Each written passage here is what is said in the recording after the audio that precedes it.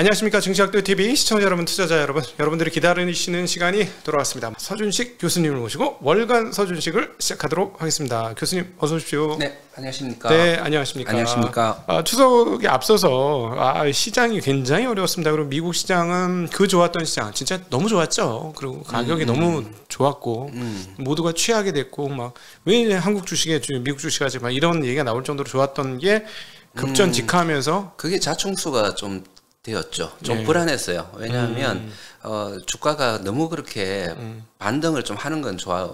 반등을 하거나 바닥 따지기 정도를 하는 모습이면 아마 저는 그 파웰의 발언이 그 정도로 세지는 않았을 거다. 맞습니다. 충분히 그 주가의 그 반등 속도가 조금 파웰 보고 이거 안 먹히나? 그렇죠. 라는 생각을 들게끔 하지 않을까 좀 우려를 했었거든요.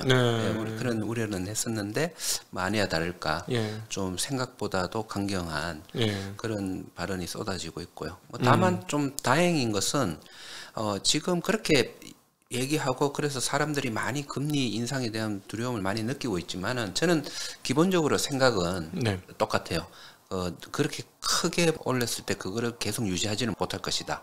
금리 올린 거. 다시 돌아갈 것이다. 그거를 시장에서 간파하고 주가가 막 올라갔던 거잖아요. 그렇죠. 그러니까 파웰이 아니야 이러면서 그렇죠. 그렇게 된 거고요. 근데 저는 여전히 그런 생각을 가지고 있고요. 그리고 가장 또 중요하게 보고 있는 게 제가 그 부동산 가격이라고 했었는데 미국 부동산 가격이 꺾이고 그래서 이제 부동산 가격이 지금 꺾여가고 있는 모습은 지금 확연히 보이는 것 같더라고요. 네, 케이스 실러는 6월까지 나왔는데요. 케이스 실러 20대 주택가격 지수가 전년 대비 20%에서 18% 상승으로 좀 떨어졌고요. 주택 거래나 이런 것들은 확연하게 줄었습니다. 네, 그래서 분위기가 그렇게 되니까 아무래도 이제 임대료나 이런 부분도 조정을 받을 거고, 그래서 인플레이션에 대한 우려는 시간이 갈수록 자꾸 작아질 수밖에 없다. 그렇게 생각을 하고 있습니다. 근데 유가 관련해서 사우디하고 미국하고 옛날 같지가 않은 것 같더라고요. 요즘 그 미국의 행보가 큰형님답지 않죠. 여러 군데에서도 이번에 인플레이션 방지 법안 그런 법이라든지 지금 최근에 미국의 그 경제, 세계 경제에 대한 행보가 보면 약간 옛날의 보호무역주의를 좀 연상케 하는 그런 모습이 좀 나와서 좀 아쉬운 부분이 좀 있는 거죠. 근데 그게 지금 미국 입장에서는 좀 어쩔 수 없는 것 같아요. 달러 환율만 너무 강해지니까. 사실 그 환율을 그대로 두고 자유교역이나 이런 거를 한다면 굉장히 불리해지거든요. 그러겠죠. 미국이. 인플레이션 때문에 어쩔 수 없이 환율을 그렇게 용인을 하면서 부작용 같은 거는 그 미시적인 정책, 뭐 자국에서 생산되는 것만 뭐 사용한다든지 이런 식으로 억지적인 정책으로 그거를 커버하려고 하니까 세계 경제에도 좀 안 좋고 그리고 그게 장기간 만약에 지속된다면 미국의 그 세계 경제에 대한 영향력 저는 이런 거는 좀 많이 줄어들지 않을까 긴 장기적인 생각이지만은 뭐 그런 생각도 좀 해보고 미국의 모기지 금리가 5.8%까지 갔습니다. 그렇게 되면 결국 회사채 금리도 한 그쯤에서 형성될 것이고 이런 금리 상황에서도 가치 투자가 과연 가능할 것인가? 만약에 그 금리 채권 금리가 그 정도라면 주식 투자를 하기는 조금 어려운 부분이 계속 생기는 거죠. 당연히 이 가치 투자는 채권의 밸류와 그 주식의 밸류를 비교를 하는 것이고 그래서 그 채권의 밸류가 높아지면 채권에서 나오는 일드가 그렇게 높아질 때는 그거 일드보다도 훨씬 좋은 그 주식들을 뭐 매수하거나 보유를 해야 될 텐데 채권 금리가 올라가면 올라갈수록 채권 금리에 비해서 굉장히 좋은 경쟁력을 가지는 밸류가 좋은 그런 주식의 수는 자꾸 줄어들겠죠. 당연히 배당률이라든가 성장률이라든가 다 감안했을 때 그러면 주식의 밸류에이션은 좀 하락시켜야 된다라고 그렇게 생각을 하고 있고요. 하지만 실제로 그 주식의 밸류에이션에 비해서 가격이 너무 많이 떨어졌기 때문에 최근에 한국 주식은 특별히 그렇죠. 지금 뭐 평균 PR이 한 10배고요. 근데 이제 작년에 IPO 했던 그 막 100배짜리들 몇 개 빼면 훨씬 더 한 9 내외로 떨어지겠죠. 주식이 가격이 미리 선행적으로 많이 떨어졌기 때문에 채권 금리에 오르는 것보다 주식의 가치 대비 가격이 좀 더 지금 더 우호적이지 않을까. 네. 네, 그래서 저는 여전히 많이 떨어져서 가치 대비 가격이 많이 싼 종목 네. 중심으로 홀드할 수 있다. 네. 또 추가로 매수할 수 있다. 그렇게 네. 생각을 하고 있습니다. 저희 채널이 채권 얘기를 정말 많이 하는 주식 채널이거든요. 모신 분 중에서 주식과 채권의 밸런스를 가장 완벽하게 갖고 계신 분이 바로 서준식 교수님. 상대적으로 완벽한 그 밸런스를 가지고 계신 분이 서준식 교수님이에요. 왜냐하면 두 가지를 다 하셨기 때문에 제가 이런 질문을 드렸고요. 가장 밸런스에 맞는 제안을 해주실 수 있는 분도 우리 서준식 교수님이라고 생각해서 이런 질문을 드렸는데, 일반인들 입장에서는 사실 이제 여기서 금리가 더 올라서 만약에 연말 기준으로 미국 금리가 연준이 얘기하듯이 네. 내년 초에 4%를 기준금리를 찍으면 네. 그때부터는 투자가 그 전에 투자하고는 결이 좀 많이 달라야 되는 거겠죠. 그렇죠. 그게 만약에 지속적으로 갈 것이다라는 저는 그렇게 생각하고 있지 않지만은 뭐 간다면 예, 저는 4% 정도의 기준금리 그리고 그걸 감안한 채권 금리를 생각을 해보면 미국의 주식 시장이 네. 좀 충격을 크게 받을 것 같아요. 네. 왜냐하면 그 정도 감내하기 어렵다고 보고 있어요. 사실 빅테크 몇 개를 빼거나 중소형 기업들은 굉장히 어려워지겠죠? 예, 이거는 예전에 제가 금융위기 직전에 네. 미국이 그 금리를 계속 올렸잖아요. 그렇죠. 막 부동산 가격이 끝도 없이 올라서. 네, 그래서 저는 기준금리를 5% 이상 올리지 않을 거다. 그때도 그렇게 생각했어요. 네. 그때 주식이 굉장히 거품이 또 깨 있었기 그렇죠. 때문에 밸류에이션이 안 좋았거든요. 네. 그래서 좀 견디지 못해서 저는 사실은 그때도 버냉키가 그렇게 금리를 올리지 않을 거라고 생각을 했어요. 예. 근데 올리더라고요. 네. 그러니까 내가 틀린 거죠. 그러니까 올려도 시장이 반응을 안 해주니까 더 올린 거 아닙니까? 그러니까 와르르 무너지더라고요. 그렇죠. 예, 그래서 제가 맞은 건지 틀린 건지 모르겠어요. 무너질 것 같으니까 올리지 않을 거라 생각했는데 그걸 올리고 무너뜨리더라고요. 네. 근데 지금도 똑같아요. 네. 지금도 저는 그 4% 정도까지는 미국이 조금 견디기 힘든 금리다라는 네. 생각. 그래서 그렇기 때문에 그렇게까지는 안 할 것이다. 네. 라는 생각이 더 커요. 네. 근데 그때처럼 네. 지금도 할 수도 있는 거죠. 오히려 그렇죠. 그렇게 해서 무너뜨리면 또 다시 또 양적 완화니 뭐 이런 걸로 다시 살려야 될 텐데. 그러니까 이번에는 그때하고 다른 게 먼저 무너졌죠. 주가가. 예, 주가가 먼저 무너졌잖아요. 그러니까 미리 알아서 금리 올린다고요? 네, 알겠습니다 하고 먼저 알아서 기어줬잖아요. 네네네. 그러니까 그때 버냉키는 안 기어주니까. 네. 그러니까 부동산은 계속 올라갔고. 그래서 굉장히 공격적으로 했다고 손치더라도 네. 지금은 그래도 어느 정도 이렇게 끼워주고 부동산 가격도 이제 좀 끼워주고 아직 조금 덜 기었죠. 네, 아직 전년 대비 상승률은 아직까지 좀 상당히 높게 유지가 되고 있으니까. 유지되고 있으니까 네. 그래도 저는 이제 분위기가 반전됐으니까 네네. 제가 너무 낙관적인가? 하여튼 반영을 파웰이 해줘야 된다 생각하고 그럼 네. 파웰은 작년에 좀 더 일찍 하라고 할 때는 괜찮다 하더니 지금 뒤늦게 사실 뒤통수 2번 맞았죠. 7월 달에 뒤통수 세게 맞았고 네. 잭슨홀 연설에서 자기 마음대로 안 되니까 닐 카시카리는 네. 주가가 떨어지니까 해피하다고까지 얘기했습니다. 그 비둘기가 네. 그렇게까지 얘기해서 사람들을 공분을 사는 그런 상황까지 갔는데 네. 그때하고 다른 거 하나가 인플레이션이 상존하고 있으니까 네. 그리고 게다가 인플레이션이 수요 측을 다 잡는다고 잡힐 상황이 아니라 공급 사이드 쪽에 인플레이션이 있다 보니까 네. 이거 약간 싸늘한 부분이 뭐냐면 공급까지 영향을 미치려면 수요를 얼마나 죽여야 공급까지 영향을 미칠까 이 부분이 되게 좀 싸늘한 부분이거든요. 아니 정말 그런 생각을 그 연준위에서 한다면 네. 저는 조금 실망입니다.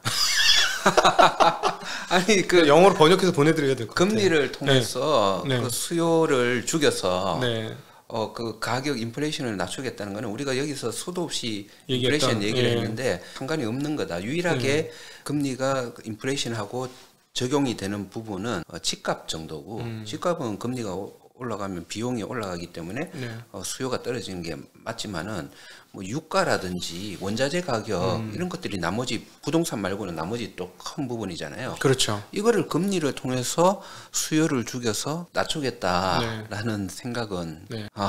그런 생각을 가지고 있다면 그래서 계속 자본주의 위기가 계속 미국발 위기가 생겨나는구나라는 그런 생각을 안 할 수밖에 없어요. 제 생각하고는 너무 틀려요. 가치 투자자들은 사실은 겉이 잘 안 보잖아요. 사실 안 보죠. 예. 예, 저도 안 봐야 되는데 예. 예, 요즘 이렇게 질문도 하시고 하니까 보게 되네요. 그럼 어느 정도 봐야 될 거냐? 그러니까 사실은 금리는 봐야 되잖아요. 거시는 안 봐도. 금리는 봐야 돼요. 금리는 왜냐하면 채권의 가격 그리고 주식의 가격을 비교해야 되니까요. 네. 밸류에이션을 비교해서 자산 배분을 할 때 네. 어느 정도 적용을 시켜야 되니까 당연히 봐야 되는 거죠. 저도 저희 방송에서 맨날 끊임없이 금리를 기준으로 투자를 결정해라라는 말 계속 하는데 아마 부재불식간에 우리 서준식 교수님 저희 멘토시잖아요. 배운 것 같아요. 제가 그런 쪽에 처음에 당해서 그러니까 IMF 직전 네. 금리가 15% 하는데 주식을 했어요. 예, 기대 수익률 5%짜리 주식에다가 몰빵하고 있었으니까 그렇게 박살난 기억이 있잖아요. 네. 그러고 나서 보니까 금융위기 직전에 그때 채권 금리가 은행채 8% 뭐 이렇게 살 수가 네. 있는데 기대 수익률 5%밖에 안 되는 주식에 사람들이 막 묻지 마 그러면서 네. 막 들어가고 있는 모습을 보고는 제가 이제 그때 저서를 만들었거든요. 네. 예. 다지스는 주식 투자 교과서. 그래서 결국은 뭐냐면 저는 이제 가치 투자자의 입장이고 경제는 그 비싼 곳에서 싼 곳으로 계속 흘러가야 돼요. 예. 돈들이 비싼 곳은 결국은 효율성이 떨어지는 그렇죠. 것이거든요. 네. 그리고 싼 곳은 효율성이 높은 것이기 때문에 네. 이런 모습을 계속 보여야지 경제는 훨씬 더 잘 성장할 수 있다고 그렇게 생각을 하는데 네. 그때는 돈들이 비싼 주식으로만 계속 몰려갔으니까 네. 가격이 이미 사전에 올라서 사람들을 탐욕시키게 했으니까. 하니까 네. 버냉키가 참지 못하고 금리를 그렇게 올리면서 네. 그거를 그냥 정리를 시켜버리는 그런 모습으로 볼 수가 있고요. 만약에 여기서 주식이 안 떨어지고 다시 올라가면 네. 이번에도 그런 모습이 좀 생길 가능성 고민 한번 해봐야 되지 않을까요? 저는 좀 미국 주식은 좀 걱정하고 있는 게 미국 네. 주식은 좀 아직도 비싼 네. 부분이 좀 많으니까 이익이 이제부터 감소할 텐데 그러면 지금 평균 PR이니까 이익이 감소하면 평균 PR보다 높은 PR이 나올 테니까요. 예, 네. 그래서 어느 정도 좀 당분간은 적정 가격 쪽으로 좀 수렴하는 그런 기간을 조금 미국이 좀 가져가는 게 네. 장기적인 경제를 위해서는 좋다 네. 이렇게 생각을 합니다. 예, 예. 저도 그렇게 4%까지 못 할 것 같은데 아무리 봐도 그러면은 공멸 자기 발등을 자기가 찍는 건데 네. 만약에 정말 그때까지도 인플레이션이 안 잡혀서 3.5 이상에서 계속 기준금리가 꽤 오랜 시간을 간다면 일반인 투자자들은 과연 어떻게 해야 하는가 하는 고민이 있습니다. 뭐 제가 일반인이니까 당장 뭐 저는 항상 금리를 염두에 두고 있고요. 예. 이거 금리에 비해서 내 주식이 가치가 떨어지는 거 아닌가? 네. 그거를 이제 항상 주시를 하고 있는 거고요. 그래서 제일 좋은 방법은 금리가 이게 5% 갔을 때 국채 금리하고 비교를 할 수도 있고 네. 회사채 금리. 근데 사실은 우리 주식 시장의 기업들의 평균 신용 등급이 한 AA 마이너스 내지는 AA 제로 정도거든요. 네. 그래서 저는 비교할 때 AA 등급의 네. AA 등급의 그 회사채 금리하고 한국 기준입니다. 네, 그죠? 네. 저는 항상 한국이에요. 네, 저는 미국 아닙니다. 미국 투자 네. 안 하고 있기 때문에 네. 그거 대비해서도 충분히 가격 메리트가 있는 그런 주식을 계속 보유하는 쪽으로 네. 예, 그렇게 가는 거죠. 개별 기업으로 따져보면 자기가 거둬들이는 영업이익과 순이익 대비 그 회사가 지불해야 되는 이자율이 어느 정도인가 그걸 봐서 그 격차가 크면 그렇죠. 투자를 유지하고 그 네. 격차가 좁혀지면은 그 기업은 좀 어려워질 수 있다라고 생각하고 기업이 어려워진다기보다는 가격 메리트가 낮아지는 거죠. 그렇죠. 예, 그 사람들은 어떻게든지 돌릴 거니까 기업이 기업은 금리 5%가도 요즘 그 기업 부채 비중이 그렇게 그렇죠. 과거보다 많이 안 높죠. 과거보다는 높지 않고 예. 그래서 이제 투자자의 입장에서 예를 들어서 그 금리가 3%일 때는 회사채 금리가 3%일 때는 최소 배당 3% 이상 주는 네. 기업이 내 투자 대상이 된다면 네네. 금리가 5%로 올라갔어. 네. 그러면 적어도 5% 이상의 배당 수익률이 기대되는 그게 제 투자 대상 네. 그 안에서 잘 발굴해내는 뭐 그런 식으로 계속 바뀌겠죠. 네. 변하겠죠. 올해 연말쯤 되면 진짜 그 회사 측금리가 4~5% 이상 당연히 지금 벌써 이미 카드채 3년짜리는 4%가 넘어요. 네, 제가 최근에 저희 그 부모님 재산 이렇게 조금 이제 노후에 네. 어떻게 관리할 것인가 했을 때 최근에 채권을 네. 좀 사시라 했어요. 4% 초반이더라고요. 네. 예, 1년짜리 같은 것도 뭐 4% 초반이고 네. 그리고 또 어떤 게 좋으냐 하면 4%인데 지금 4%에 발행하는 게 아니고 2년 전에 뭐 1%대, 2%대 발행한 네. 그런 카드채 네. 이런 게 있거든요. 네네네. 그게 경과물로 지금 나오는 거. 네, 그럼 가격이 떨어졌다는 얘기죠. 예, 그렇죠? 뭐 가격도 떨어졌지만은 네. 그 우리가 이게 이자 소득세가 있잖아요. 네. 세금. 네. 그 세금이 그 발행할 때 금리에서 세금을 내거든요. 지금 그렇죠. 4%에 대해서 그 15%에서 20% 그 정도 네. 그 이자 소득세를 내는 게 아니고 그 2%에 대한 걸 내는 거죠. 예를 들어 내니까 2%고 지금 4%라고 계산하기 쉽게 계산하면 네네. 네. 그 세후 수익률이 훨씬 좋은 거죠. 네. 그런 물건들이 아마 지금 그 증권사 같은 데서 많이 나올 거예요. 창구나 네. 아니면 뭐 HTS 이런 데서도 잘 찾아보면 네.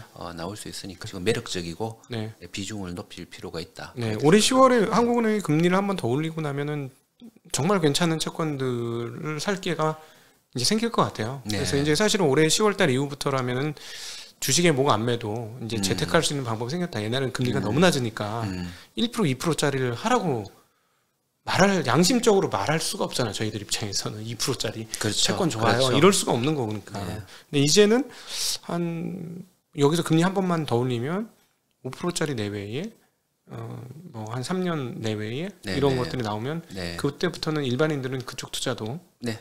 저는 뭐 충분히 가능하다고 보고 네. 그리고 뭐 지금 4% 올라왔지만은 그 전에 뭐 3%대 하신 분 있으시면 그분들은 그냥 계속 그거 보유하고 계시면서 네. 추가로 더 더. 애드하는 그런 네. 전략도 좋을 것 같습니다. 예. 네. 야, 저희가 이제 채권 투자를 얘기하게 될 줄은 순식간에 그냥 1년 안 돼가지고 우리 마지막으로 많은 분들이 여전히 2020년에 자기 실력이 아니었다는 걸 깨닫는 시기예요. 지금 네. 주식이 이렇게 어려울 수가 하는 그런 상황이거든요. 네. 끝으로 우리 일반 투자자들한테 당부해 주시고 싶은 말씀 있으시면. 네. 아니 뭐 일단 저 보면서 위안을 받으시고 저 올해는 나중에 그 학생들 리포트를 통해서 아마 공개를 할 거지만은 네. 수익률이 꽤 안 좋아요. 네. 그런데 장기적으로 주식 투자를 이렇게 하고 있어 보면 글쎄요 그 한 10년의 주식 투자 수익률이 아주 좋은 그런 때는 한 2년? 네. 2년 3년이잖아요. 평소보다 한 두세 배 이상의 높은 수익률 내는 거. 네. 평균 수익률 대비. 네. 네. 그리고 그냥 뭐 그저 그런 수익률이 나는 때가 대부분이고 네. 그리고 이렇게 어떤 한 해는 수익률이 안 좋을 때가 있거든요. 네. 네. 그래서 뭐 그런 거는 장기적으로 투자해 보면 뭐 이런 해도 있고 네. 저런 해도 있고 다만 제가 올해 이런 거를 대응을 어떻게 했는지 중에서 미세적인 부분에서 요거는 내가 조금 천천히 샀으면 좋았는데 좀 빨랐구나 이런 정도의 아쉬움은 있지만은 네. 전반적인 가격 하락에서 내가 투자 뭐 손실이 났다고 네. 투자에 가지는 후회는 없거든요. 네. 그래서 그런 조금 더 낙관적으로 저는 생각하시는 게 장기적으로 봐서는 네. 돈을 벌 수가 있다. 그런 말이 있잖아요. 그 염세론자들은 명예를 얻고 낙관론자들은 돈을 얻는다. 주식시장에서 네, 그런 네. 말이 맞는 것 같습니다. 저는 맞는 것 같아요. 네, 네, 맞습니다. 저도 조금 동감합니다. 낙관적으로 생각을 하시는 게 저는 돈을 위해서는 좋을 것 같다 네. 생각합니다. 네, 감사합니다. 항상 우리에게 좋은 등대 같은 역할을 해주셔서 너무나 감사하고 또 여러분과 함께 월간 소주 지식으로 뵙도록 하겠습니다. 인사드리겠습니다. 감사합니다. 네, 감사합니다.